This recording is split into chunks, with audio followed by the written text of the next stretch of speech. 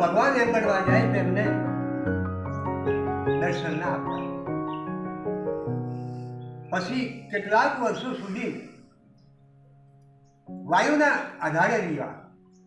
વાયુના આધારે તપ કર્યા હજારો વર્ષો સુધી, તો પણ ભગવાન ના મળ્યા. જળની અંદર પછી તપ કર્યું તો પણ ના મળ્યા. એને આક્રમણ અંગે તપ કરવાની ઈચ્છા થઈ જઈ. ઝાડની ઉપર ચડી અને ઊંડા માથે લટકો નીચે અગ્નિ બાળી અને તપ કરવા લાગ્યો છે.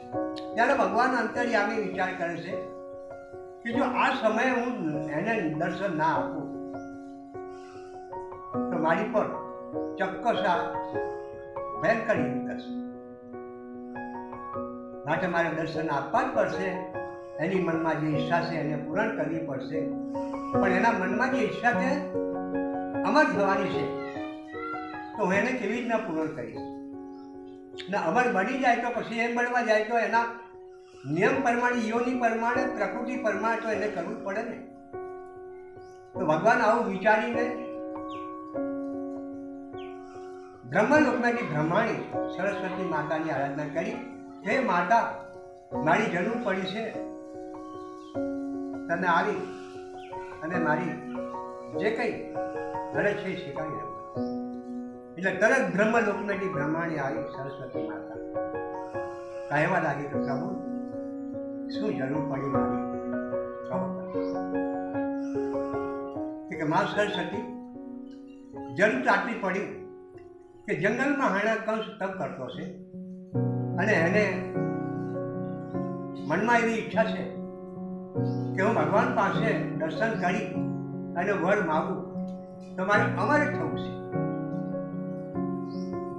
એટલે એના મુખ મંદિરમાં જઈને તમારે માં વાસ પૂરી અને જ્યારે હું એમને કોલ આપું છું, વચન આપું છું, એ માગે ત્યારે એની વાણી કે ફેર બદલ કરીને પ્રભુ શું બોલશું કે અમર જે માગવાનો છે એના બદલમાં તારા આજે રખવાનું કે કબૂલ છે.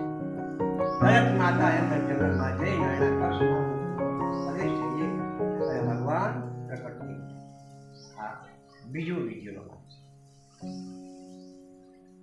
ત્યારે ભગવાનને જોઈને એના કષ્ટ વિચારે છે કે પ્રભુ 9,00,000 વર્ષે મેં તપ કર્યું, આટલું તપ કોઈ કર્યું ના હોય અને મને આટલા બધા તમે મોડા મળ્યા પ્રભુ, શું કારણ શું? ત્યારે ભગવાન કહેવા લાગ્યા કે હરણા કંસ, તમે જે માગેલું છે અંદર એના કારણે હું તમને મોડો મળ્યો છું. એ વસ્તુ મારી પાસે મારે આપવાની, પણ તમારી મારે પારખ તો લેવી પડે ને. તો કે કઈ નહીં પ્રભુ, મારી ઈચ્છા પૂરી કરો કે આ પૂરણ કરું. તારી મનની જે ઈચ્છા હોય તે માગી વધ તને આપવા તૈયાર છું. પ્રભુ તમે અંતર્યામી છો, પરબ્રહ્મ છો, અવિનાશી છો, સત્ય સ્વરૂપ, સચ્ચિદાનંદ રૂપ ધન પ્રભુ, સર્વ જગતના માલે કરતા ચિંતા સહાર કરતા તમે છે પ્રભુ. એટલે એમ ગણવા જાય તો તમે મને હું માગું ને ના આપું તો તમારા શાસ્ત્રોની અંદર તમારી કીર્તિ ઘટે પ્રભુ.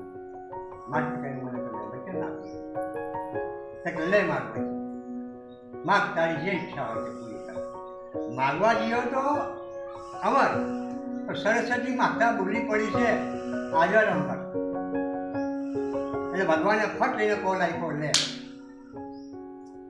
એટલે એના કરશો રાજી થઈ ગયા કે મેં અમર માગી લીધું. હાજર અમર આપી દીધું. એને જાણી લીધું કે હું અમર બની ગયું. ત્યારે ભગવાન અંતર્યામી થઈ ગયા. સરસ્વતી માતા ચાલ્યા વિરાજમાન બ્રહ્મલોકમાં ચાલ્યા ગયા. એના કરશું ઘેરે ગયા. આ ત્રીજો વિડીયોનો ભાગ છે. એના કશ વિચારે છે કે હવે મને એમ બનવા જાય તો કોઈ જાતની પરવા રહી નથી. પ્રભુ પાસે બધું માગી લીધું છે. મારો દિવસે ના હોય, રાતે ના હોય, દિવસે ના હોય, લાકડે ના હોય, કઈ બી એમ બનવા જાય તો કશું કોઈ દેવી દેવતા મનુષ્ય માત્ર, જળ, આકાશ, વાયુ, પૃથ્વી કોઈ પણ મને સીન ના કરી શકે એવું છે મેં માગી લીધું ભગવાન પાસે, માટે કંઈ હું અમર બની ગયો છું. એટલે સિપાહીઓને બોલાવી અને તમામને મને દંડેલો ફીટાવી દીધો કે જંગલોમાં જાઓ, પહાડોમાં જાઓ, જેથી કોઈ ઋષિ મુનિ યજ્ઞ હવન હોમ કરતા હોય તેમને એમ મળવા જાય તો ફરિયાદ મતલબમાં બજાવી દઉં મારી ફરજ કે અહીંના કશનું નામ લેવું, ભગવાનનું નામ ના લેવું, રામનું નામ લેવું નહીં. તમારે લેવું હોય તો અહીંના કશ જે કંઈ યજ્ઞની અંદર હવન વાનગીઓ જે તમે બિરાજમાન કરો છો તે મારા નામથી તમે કરજો.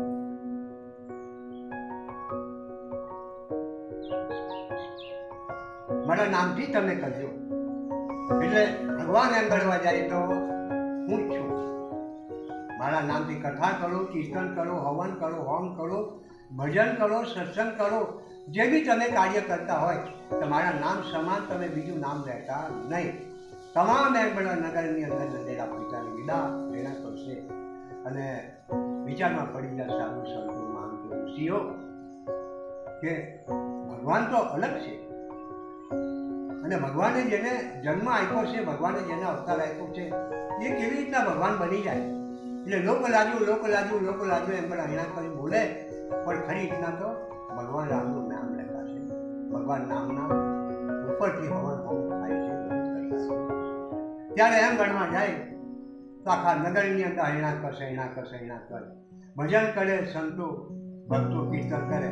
પણ એ લોકો હૈણા કસનું ભજન એટલે ઘણા ખરા ભક્તો પણ એમ કરવા જાય તો મદિરા પાન પીધેલા હોય, કોઈ ગાળો બોલતા હોય, કોઈ કંઈ કરતા હોય, આરતીનું ઠેકાણું ના હોય,